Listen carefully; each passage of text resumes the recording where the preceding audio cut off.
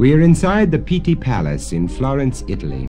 La Bella, the beauty, is well named. The painting in our 17th picture is a symphony of color and texture. The deep, rich shades of the brocade dress blend with warm flesh tones, the luster of pearls. Harmony, luxury, and serenity, the Venetian idea of the good life, magnificently rendered by the brush of Titian. The woman in our next picture looks formidable enough to send any satyr running for cover. She was painted by the Venetian Bordone, a pupil of Titian's. We see hints of Titian in the golden light, the flesh tones of the face, the reddish or Titian hair.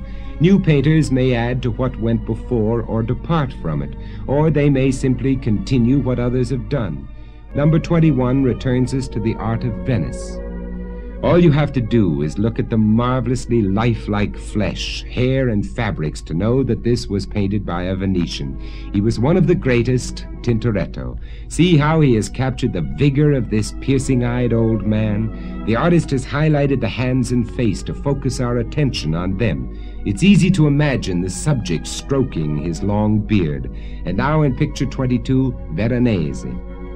He was one of the most decorative painters of history, and this portrait of a Venetian ambassador is an incredibly rich feast for the eye. The textures of fur and black velvet, the silvery light falling on the ermine cloak and the long gray-streaked beard, the sensitivity of those hands, marvelous effects.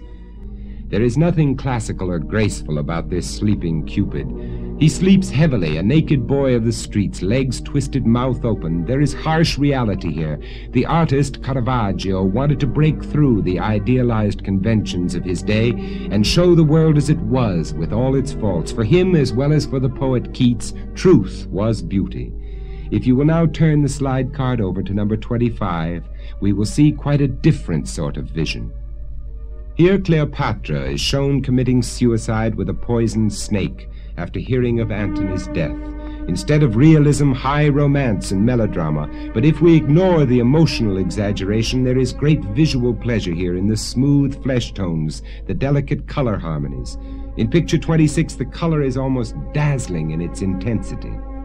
Judith holds the head of Holofernes, the Assyrian general she has slain. Notice how the spotlighting of Judith's face and elsewhere adds to the dramatic power of the scene. This painting by Allori shows the same love of gorgeous fabrics and other sensuous details we have observed before. In our next painting, we see this infatuation carried even further.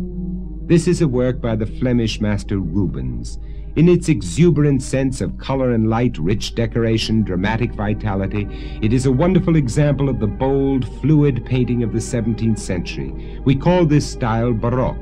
Incidentally, Rubens has painted himself into this painting. He is the man looking at us from the left. The Baroque style meant movement and vitality, and in picture 28 we see a painting which practically explodes at us from the canvas.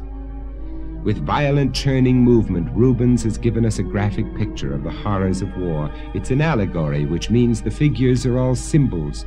The armored figure in the center is the war god Mars, being urged on to violence by the screaming Fury at the right with a torch. The naked figure of Venus, goddess of love, tries to keep Mars from slaughtering the fallen shapes of charity, concord, and the arts. The distracted figure at the left represents government. To Rubens, a man full of the joy of life, war meant insanity. He was an amazingly versatile artist. For example, in picture 29, the violence of war seems far, far away. Here is a painting that is like a poem to nature and to life. Country people, trees, a horse and a wagon, and at the top, a late afternoon sky alive with extraordinary light. No matter what happens, the painting seems to say, the earth and those who live close to the earth will endure. Number 31 shows us a charming portrait of a Danish prince. It has a wonderfully spontaneous air, doesn't it? And yet every detail, the hair, the armor, the lace collar, the dreamy expression in the eyes, everything is captured with painstaking care. It takes a great portrait painter to create the illusion of spontaneity. And the Flemish painter Sustermans was a master of such effects. And now our final picture. The Spanish painter Murillo is famous for his soft, creamy light. It gives the Madonna and Child a delightfully fresh and transparent air of charm and grace. Murillo was a poor boy who taught himself how to paint. He painted from the heart and tried to express as simply as possible what he felt. The techniques of art, after all, are only the tools of expression. The immortal masterpieces that you have seen here in the Pitti Palace have lived so many centuries because the emotions they expressed, love of nature, hatred of war, joy in life, faith in God, are the emotions we still feel. The wonder of art is that it can transform our deepest feelings into objects of lasting beauty.